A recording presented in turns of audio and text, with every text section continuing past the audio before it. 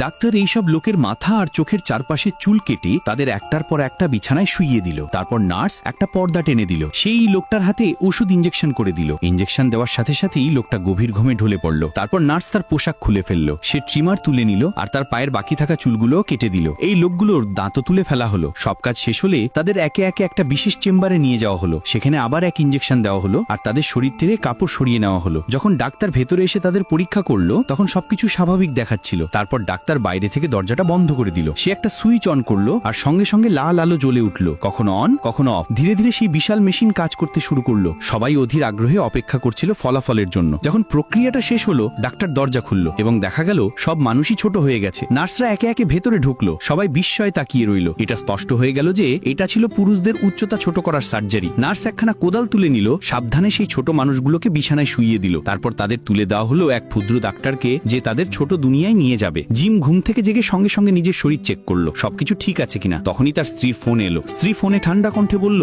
Gym, এখন তোমার উচ্চতা আর কোনোদিনই বাড়বে না, আর আমি এখন অন্য কাউকে বিয়ে করব।